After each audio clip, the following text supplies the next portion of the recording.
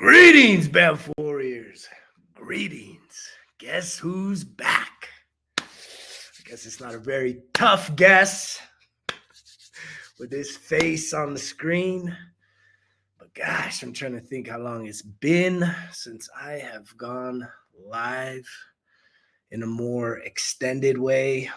I've been doing my best to be consistent with the the quick hits of motivation, but there's so much more that I want to share with people. And I'm grateful that I have a voice. I'm grateful that I have a story. Welcome to everybody. My name is Greg.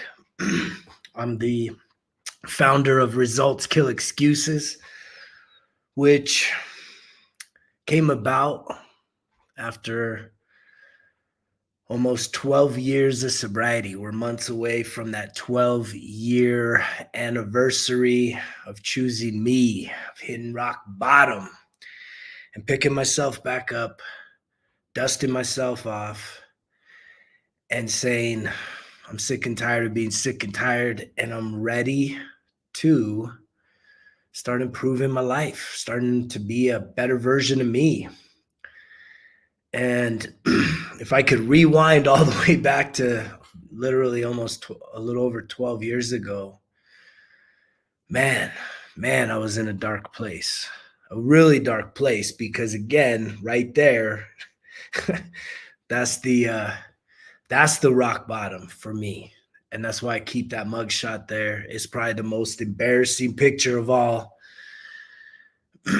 And yet, I don't ever want to get to a place where I forget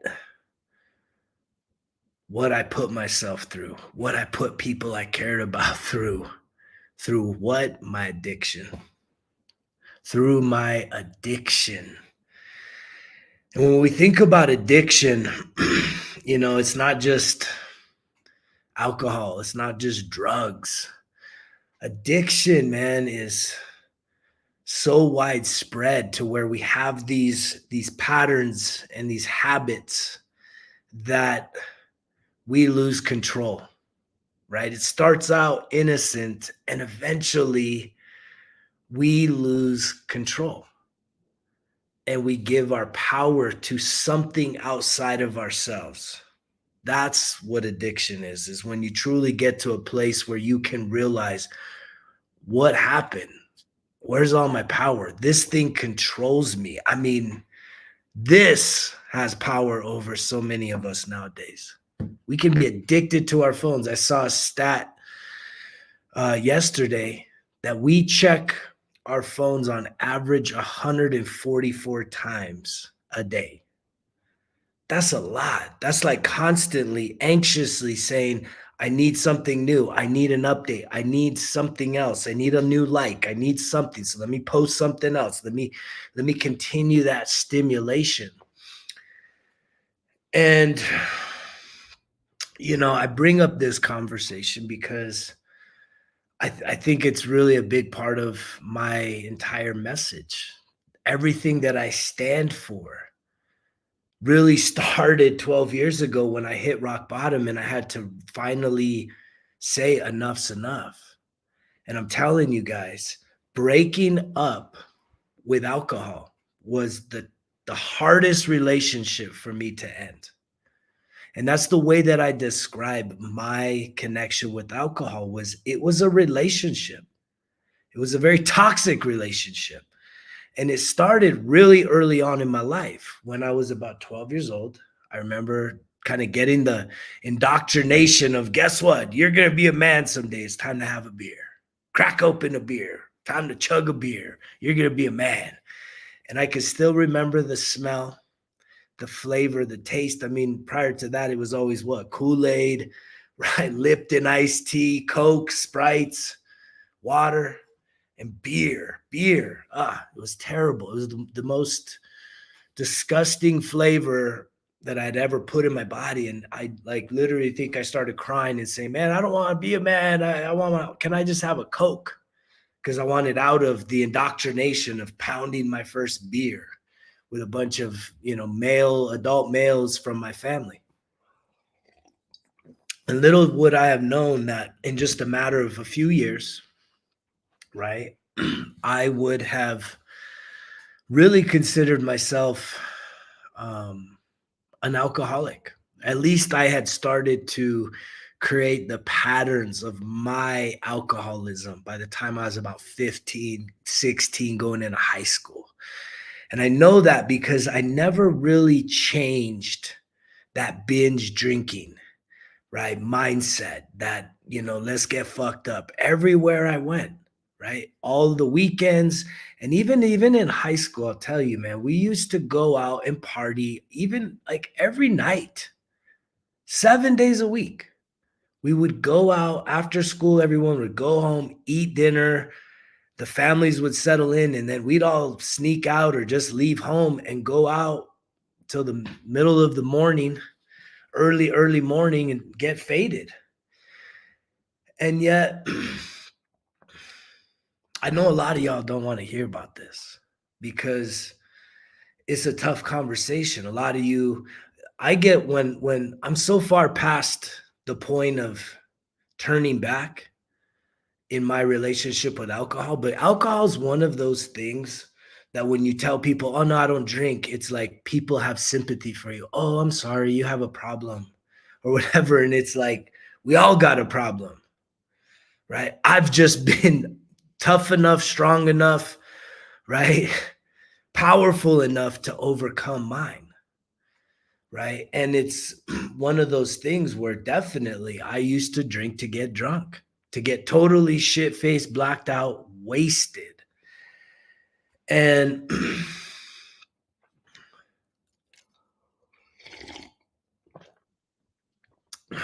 it's sad how much pain alcohol caused me, but it caused the people around me.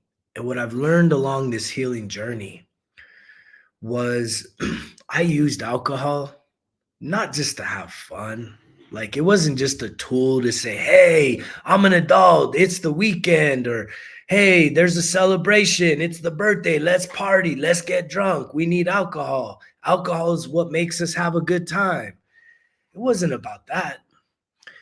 What I realized looking back is that as a child, I experienced a lot of trauma. I experienced a lot of crazy abuse, neglect, right? Feeling like I was a burden on my caregivers coming up. And that was like basically a single mom and a deadbeat dad. And that caused me a lot of pain to when my mom started another family at about 12. I wrote a story to myself that I've been abandoned. I'm rejected. I'm not good enough. And so what I realized in reverse, playing everything back, is that alcohol helped me to numb pain that I didn't even realize existed. It helped me to escape that sense of insecurity, that sense of abandonment, that sense of rejection, that sense of not feeling good enough. And the minute I started feeling that, I got hooked and I kept going back to it and going back to it and going back to it. And I didn't really understand how how powerful of a substance it was. And it wasn't even just all about alcohol. I mean, back in the 90s, man, we were smoking weed like crazy, doing all kinds of other drugs as well, recreational. And so if I just look at that path of substance abuse, right? I know that for the majority of the time that I used substances, it was really as a means of numbing pain, of escaping feelings and emotions that I didn't know even existed. I just know that there was something that was off. And when I did that, it took me to a whole nother place. And that place just felt better than the place I was just being me, being in my own body. And You would have thought one DWI would have woke me up after going through that experience, but it didn't. It took two DWIs.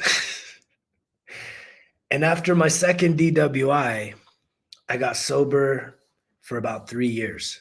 But I got sober out of just total anger, man. Angry. I was angry. I turned alcohol into my enemy. I was so fucking pissed, man. I hated it. I hated it. I hated the party culture. I'd felt betrayed and backstabbed because of a scenario involving business. And it was kind of like a setup. And yet, I had a lot of other life altering experiences like 08, 09, when the whole economy fell off the cliff. I had a kick-ass promotional products company in SoCal, and everything just dried up.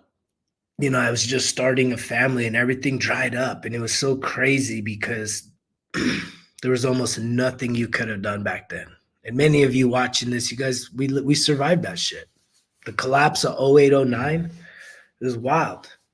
The Great Recession, similar to the pandemic, but I think even just economically speaking, kind of worse, man. It was crazy. And yet I folded up the business, foreclosed on homes, moved a very young family back here to my home state of New Mexico from California. And we tried to start our lives over again. And I found myself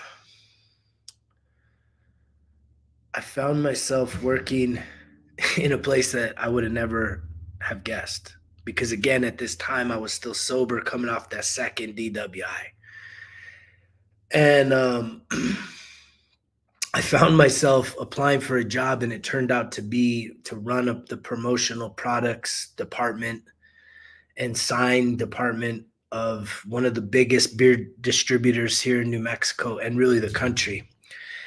And it was crazy because I had this will to stay sober that I lasted even 18 months in that job, being totally engulfed in alcohol and booze and promoting alcohol and all the liquor stores and all the bars.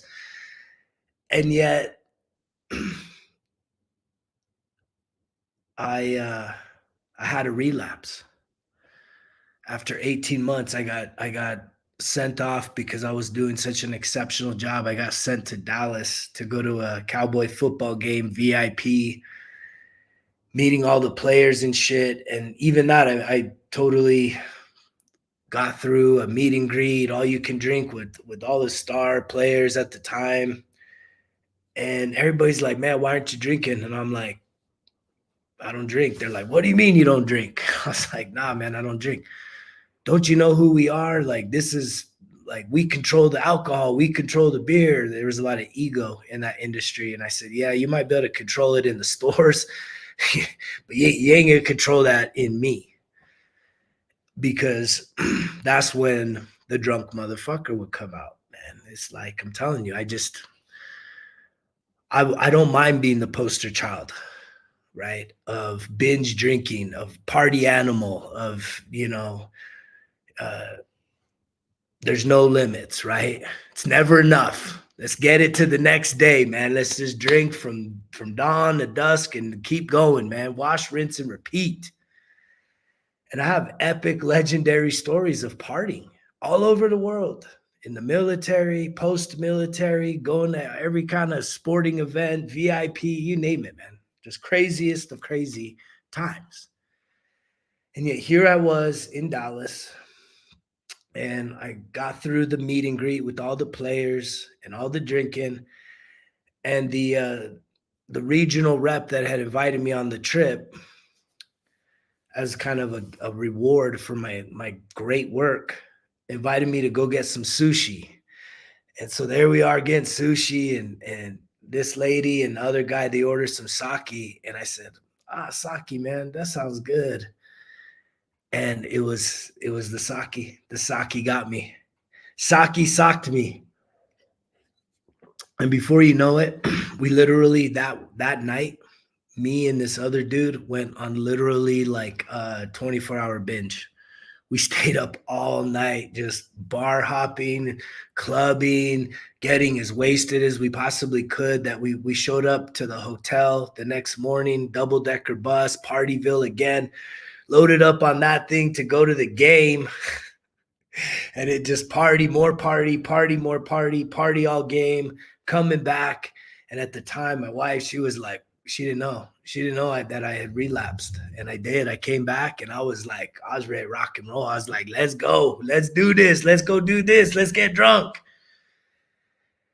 And it's interesting because I lasted 18 months before I got drunk, and I lasted another 18 months before I hit rock bottom that day there. And, you know, these stories in our lives that not everybody's experienced this kind of setbacks, because again, one DWI, two DWIs, and then the final rock bottom, that picture, that mugshot was me being arrested for domestic violence against my wife, my now ex-wife. And we just had a drunken altercation. And um that's always can be taken a lot of different ways, and yet I've always just owned it. I've always just owned it. I have a really positive, healthy co-parenting relationship with my ex-wife, and yet, you know, it was the thing, the event, right? It was the event, the life event that I had to go through in order to hit my rock bottom, in order to finally come to an awakened state to say, man, enough's enough. I'm done. I'm done, man. I'm done with all the bullshit. I'm done fucking around. I'm better than this, right? At that time, I have two kids. Like, they're teenagers now, beautiful children. But they were already having to see the drunk motherfucker coming home wasted, throwing up, sick, just terrible, man. A terrible example of a man, a terrible example as a father, a terrible example as a husband, a terrible example as a son, a terrible example as a human being.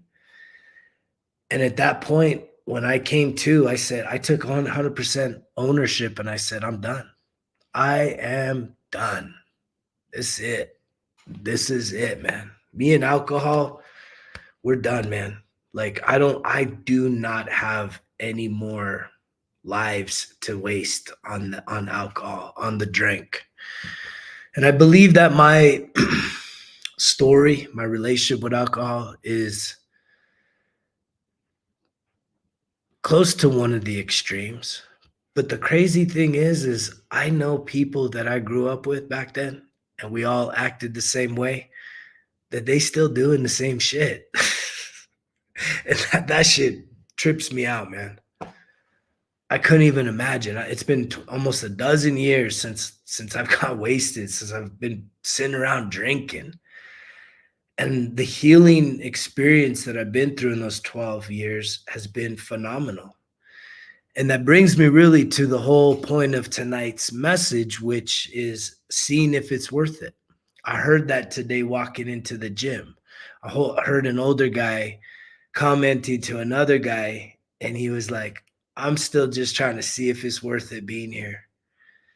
And I really, I think on that and I say, I know it's been worth it. Right? Being sober for 12 years has definitely been worth it. Going to therapy for almost 10 years, weekly, sometimes even twice a week for a few years, has absolutely been worth it. Changing my nutrition, it's been worth it. Getting up every morning, journaling, has been worth it. Going to the gym, rebuilding my body, right? Clearing my mind has always been worth it. There's days I don't feel like going. There's days that I feel a little more aches and pains and just, feeling a little discomfort within my body. And yet I push through it because I can tell the difference between being sore, right, and being injured. And I'm not injured, I'm just a little sore in new ways. But it's always been worth it because of how I feel after. And today I was at the gym, and the beautiful thing, and one of the reasons that kind of motivated me to get back on and do an extended live, because it's been a while. It's been a long time. And if you've been a fan of the show, right, I appreciate you. I really love you guys from the bottom of my heart for taking time to just hear what I have to say, because I do have a lot to say. And I can't always fit it in these little, short clips. It's hard for me to stay short-winded versus just being able to just channel and flow and just let things come up. Just figure out a focus, a topic, and just kind of let it flow. And, I'm just sitting here with a tremendous amount of gratitude because today I got my butt in the gym. And I was so encouraged because this older guy, he was one of the first guys that kind of like saw my shirt, the results kill excuses, and called it out and said, "Hey, that's a cool shirt." And I said, "Thank you." And, he's like 75 years old. And you should see this guy still doing one arm push ups and crunches. He's old school, man. Old school gym rat. And I went to the gym today and he was rocking the shirt, man. He was rocking the shirt. And if you ain't rocking the shirt, I don't know what you're waiting for. You ain't got to be the highest version of yourself. This shirt alone, right, could be the thing that creates that accountability in you to say, I'm going to get after it. I've made a promise to myself. There's been something I've been wanting to do, and I'm going to do it. I'm going to do it. And so the way that this life works, it's so beautiful that I saw the shirt, I saw him, I gave him a high five. I was like, "Thank you, man. Thank you so much for wearing the shirt. I appreciate you. You look great in that shirt." And I was like, "Throw a flex," and he was being real modest. And then like 30 minutes later, he came up to me and he's like, "Hey, this other guy was asking about the shirt." And I said, "Okay, cool, man. That's awesome." I got really excited and I hadn't seen this older gentleman in a while. So I started telling him about the F journal, which I don't have right here in front of me, which is silly, but I told him about the F journal and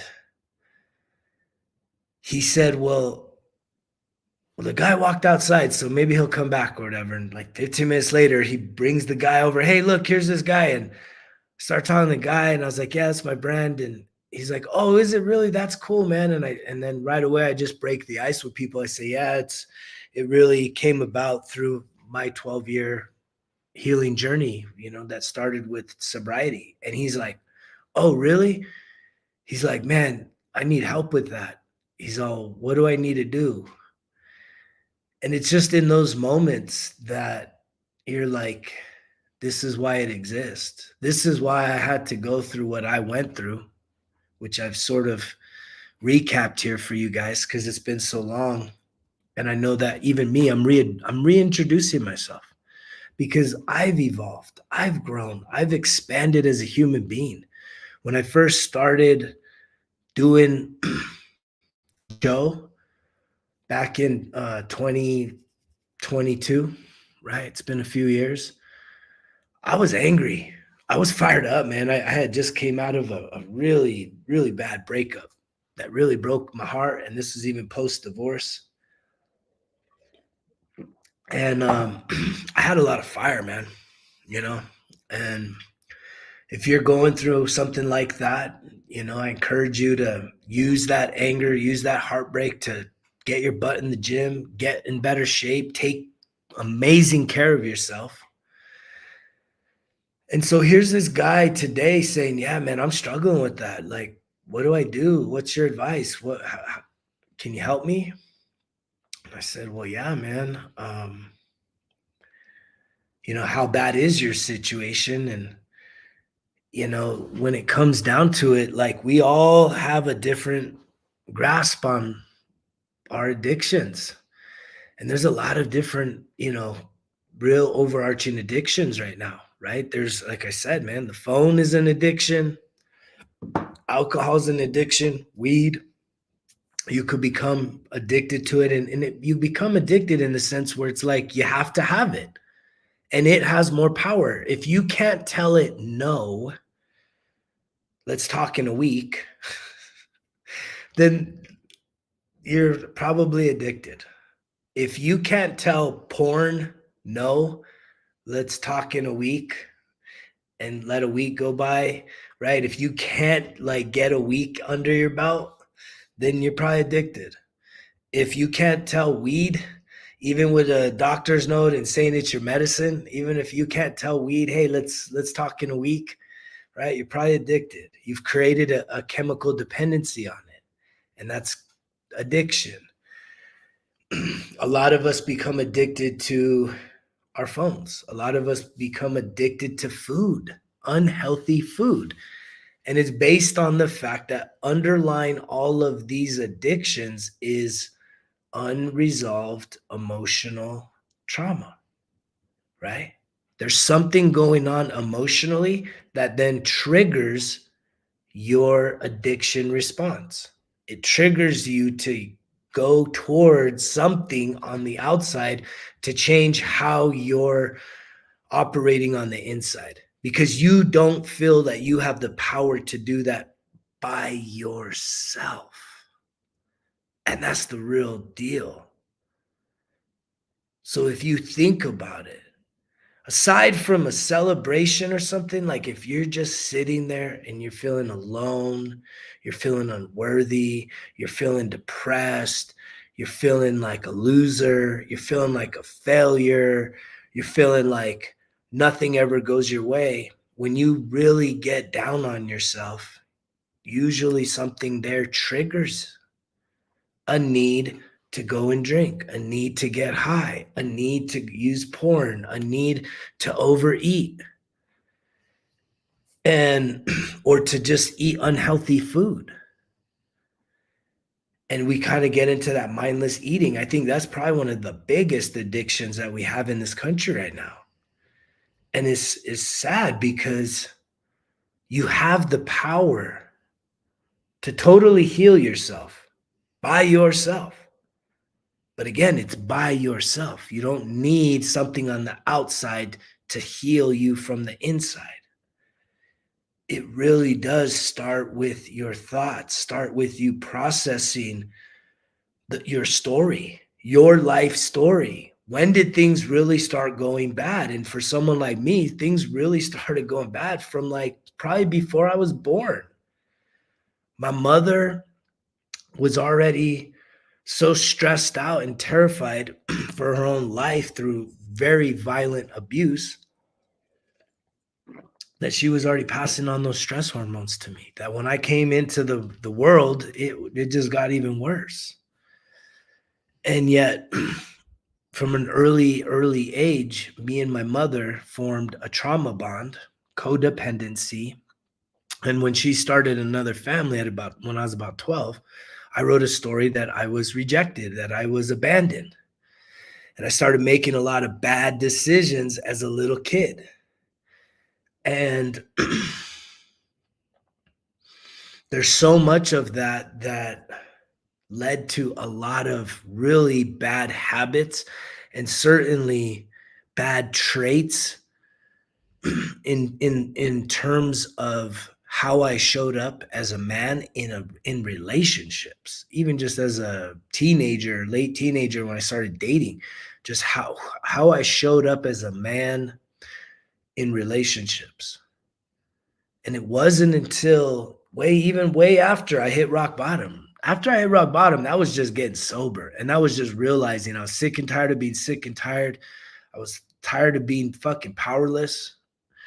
And I knew that I could change everything. I could turn it all around. I know that a lot of people did not believe that the transformation was possible, they still don't believe it, right? They still kind of look at me as my former self. And it's always reaffirming when I run into people and they don't recognize me. I just ran into a guy at the gym the other day. He's like, I don't recognize you, man. And he looked different too, but like in a not the best way. And yet that really gives me some encouragement knowing that I have put in the work relentlessly. Relentlessly. If my therapist could come on here right now, man, she would sing my praises because that woman, more than anybody else, for the past, I don't know, 4 years, has met with me once a week to hear what's going on in my life and hear how I'm handling it and helping me to strategize and to be challenged and to grow and expand and be a better version of myself, doing life on life's terms. That's what I always uh, said, especially to the VA as a veteran, right? They wanted to load me up with a bunch of pharmaceuticals. And I said, nah, nah, nah, man, that's not my style. I'm going to do life on life's terms. I need the talk therapy, right? I need a sounding board. I need the blood work. I need, certain services, but the pharmaceuticals, that's not going to help me to address my core issues. And I'm still working on it. I'll continue to work on it. But I feel so much more empowered nowadays than ever before. When I woke up this morning, I felt that much more empowered, even though today I felt a great sense of anxiety just out of nowhere. It just pops up sometimes. And yet there's a lot of tools that I've developed over the years that help me to deal with those emotions of feeling anxious, feeling nervous, feeling unworthy, right? And there's just some basic tools that even you right there for free, cost you nothing, could do. It's breath work. Have any of you ever seen, the old movies where they would have somebody that was like, I don't know, they would have to hyperventilate and they'd give them a bag, like taking deep breaths? Well, breath work. You think that you're breathing, but you're not really mindful breathing. When you really connect with your breath, you focus on the now. You're not so focused on the thing that's stressing you out, the argument that you're in the middle of. If you can focus on your breath,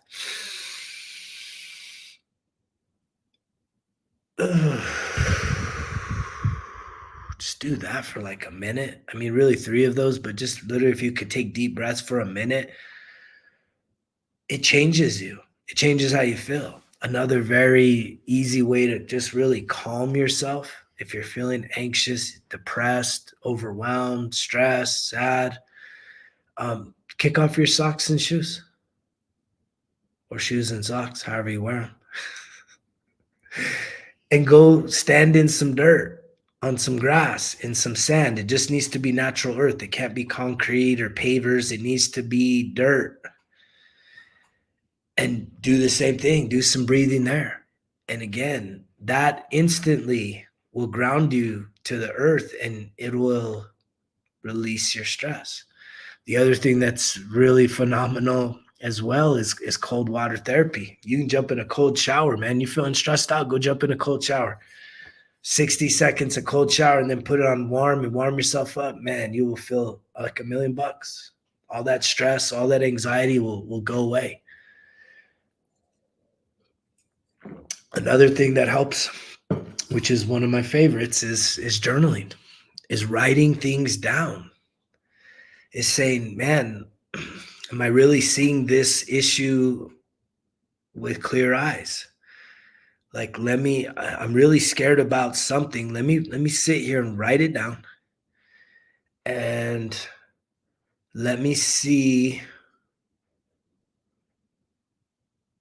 like, what is the problem, right? If you were to just take a piece of paper, draw a line down the middle, on the left side, write down your problems.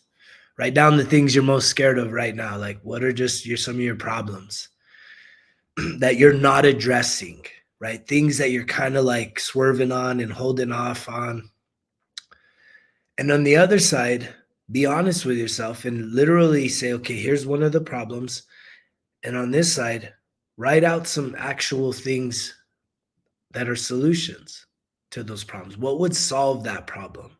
No matter if it's a big or small thing, right? If it took you winning, you needed $1 million to solve a problem, well, you know, still write it down.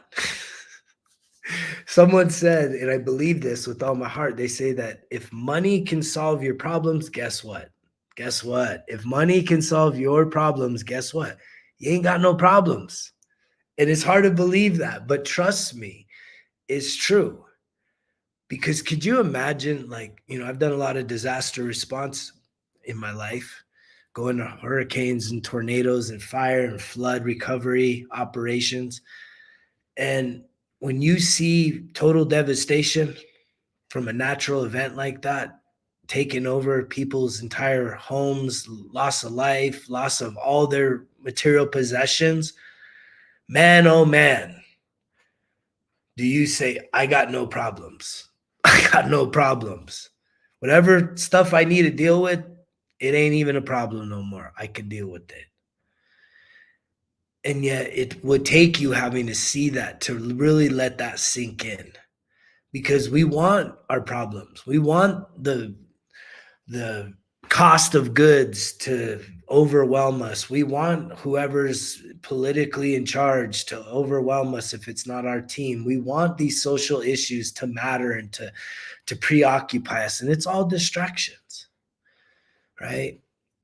We want these conflicts and for us to jump on the bandwagon and say, hey, this conflict matters and these people matter. And it's like, man, I think the louder you are about stuff like that, I think the more uncomfortable you are about your own circumstances, that you don't even feel safe in your own circumstances. Prove me wrong, but I believe there's some truth to that, because I'm someone that I'm just neutral on all these issues, right? Do I want to see people dying? No, but it happens every day. 186,000 people die every single day. This is a game of not only life, it's a game of death. You cannot have one without the other. And yet somehow, we want to get so fixated on these issues, and yet we're totally overlooking, and really, I think it's by our own subconscious design that we don't want to address our own issues. So we'd much rather focus on something that we have no control over, but yet we can put all our focus and energy on. And yet we totally give ourselves a pass on dealing with our own internal conflicts, our own issues inside of our soul, inside of our minds, inside of our emotions and our bodies, because we just can be so fixated on this other issue. And we can get so passionate. We can bang on the pots and pans and make signs and go do whatever we need to go do to put our voice, make sure our voice is heard. And it's like, your voice ain't heard. No one cares about your voice. The only time your voice matters is when you are actually starting to monitor your thoughts inside your head. And those thoughts, for most people nowadays, are so negative. They're so limiting. They are so fearful. They are so uneasy. We are our biggest critics. When someone points out something in us, we jump on them, but man, oh man, we know this stuff to be true already, because we tell ourselves these limiting beliefs, these toxic thoughts in our own mind. We tear ourselves down. We hold ourselves back mentally and emotionally every single day, 24 hours a day. You have an uninvited guest, the thoughts in your mind that keep you in fear, that keep you complacent, that keep you stuck, but yet you have time and energy to focus on all these things going on around you. And it feels good to get back on here. If you have jumped on here and watched this, I hope it adds some value to you. I hope that me refreshing my story, and I'll refresh it as many times as I need to get the word out, to let people know who I am, why I'm qualified to talk about this, because I've invested so much in myself, and I continue to invest in who I am. And that's that self-validating experience of truly believing in me. Building a healthy, secure, loving, kind, forgiving, encouraging, supportive relationship with myself. And as I do that, I can now provide that for others. And that's a real gift. It's a gift to me and it's a gift to you. And I don't know how often I'm going to get on here with these extended, but I know that it will become more of my regular routine.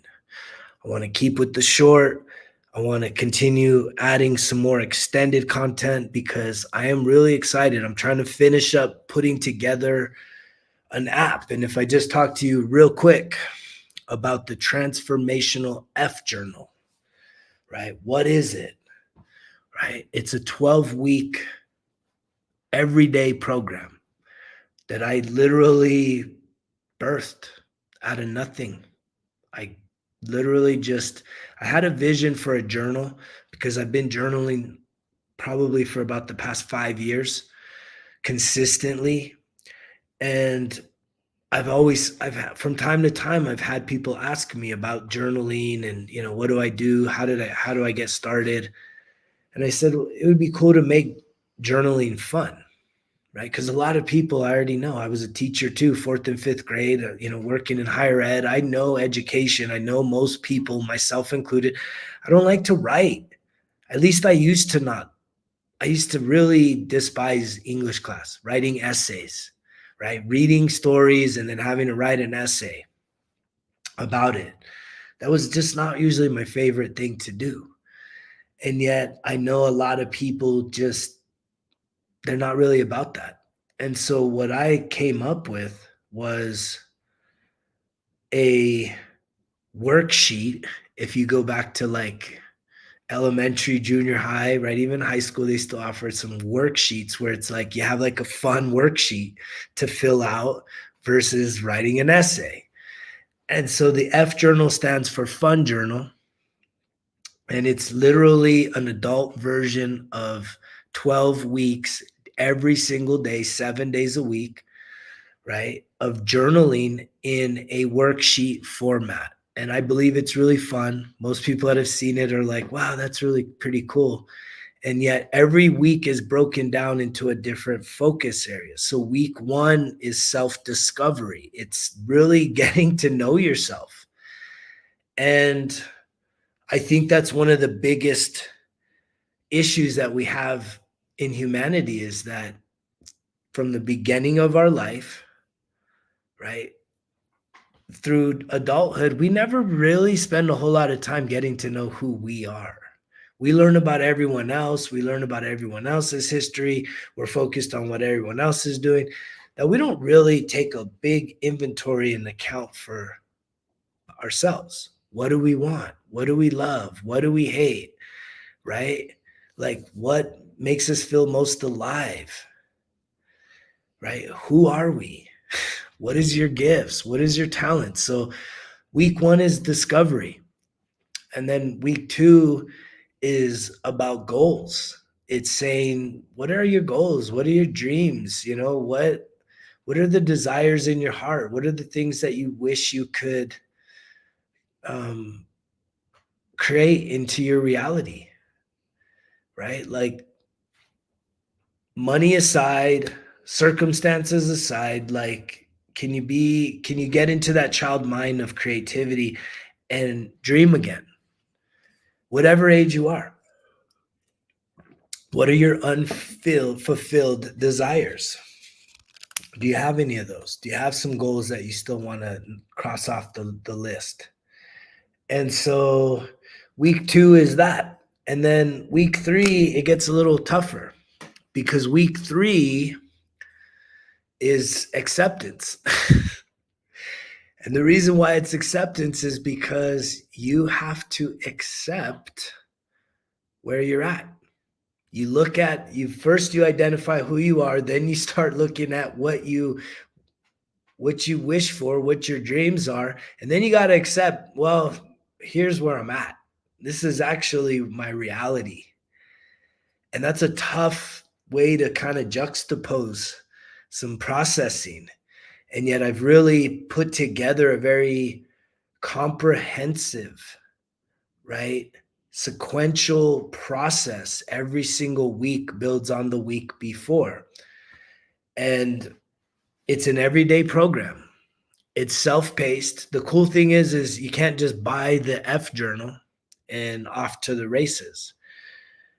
The way it works is I'm building out an app, and the app is going to give you daily videos with me connecting with you, kind of giving you that pep talk, giving you that motivation, letting you kind of set the context of what it is that you are looking at, what kind of mindset you want to put yourself into to be able to, go after that and fill it in with as much transparency and honesty and authenticity as possible. And then there'll be another video that actually has me filling it out. And so I still have a lot of work to do in regards to the app, but this thing is coming on online. It's becoming a thing. It is a thing. And I'm really proud of myself for pushing through and getting that done. And I'm also going to let you know that there's going to be a lot of free content on the app. So it's not going to just all be paid. There's going to be a lot of really high quality, high valuable free content. And so I hope that that excites you. If you have any interest in the brand Results Kill Excuses, check out our website, resultskillexcuses.com. There's a lot of merch on there right now. I really, really love the new logo. It's called Scripted, and that has to do with the journaling. Like a lot of people say, "Oh, this sport and that sport, it's all scripted." What's not scripted? Your thoughts, those negative thoughts you're having every single day, are what are creating your reality. That is scripted. This whole thing is scripted. And when you get to a place where you realize how empowered you are, that you are not only the author, but you're the editor of your life. So that means that if you are sick and tired of the story that you're living right now, right, we can start you down a new path of writing a whole new story. You can now be the main character of your story, the main character, the star. And you can edit. You can't erase, but you can edit out your past into a more empowering way of reframing it so that you are not a victim. You are a victor, and you're worthy of that. And I'm going to continue sharing this because I'm just getting started. I am just getting started. I feel like I've been doing this for a minute, but I feel like it's a new day. There's a new version of me, and it's because I've grown, I've expanded, I've experienced a lot in the last couple years, and it's really helped me to grow and evolve as a man, as a human, and I'm very proud of myself. And I want you to feel proud of yourself in a very authentic way. I want you to really feel like you can cheer yourself on, like you are truly getting some things done in your life that you can celebrate. And guess what? The shitty thing is not everybody's going to celebrate your wins. Not everybody wants to see you win. Not everybody wants to see me win, right? But that doesn't mean that's not a measure on whether or not you're worthy of it. You can win no matter what. You can push through. You can go as far as you can imagine. but you got to be willing to put in the work and to spring into action. And I think it was Jocko that said, see how far you can go. Start something and see how far you can go. Even when it gets hard, keep pushing. Just see how far you can go. Doing something new, doing something for you. Because if you do something for you and you start to heal and improve who you are, who you show up as, guess what? Everyone around you that truly matters, your team, right? Your real team, your family, your kids, your spouses, your partners, right? The people closest to you, man, you are going to change their whole entire reality because you are now setting a standard, a new standard. And we need people to step up and start not being a victim. We need people to say, you know what, the buck stops here. I'm going to take the weight of of our world, not the world, of our world. I'm going to put the weight of our world on my shoulder, and I am going to put us in a better position. I am going to set us up for success. And every single one of you listening has the ability to do just that. And it starts with you becoming the best version of you each and every day. I love you guys. You know the drill. Results kill excuses. It's all on me. Greg's out.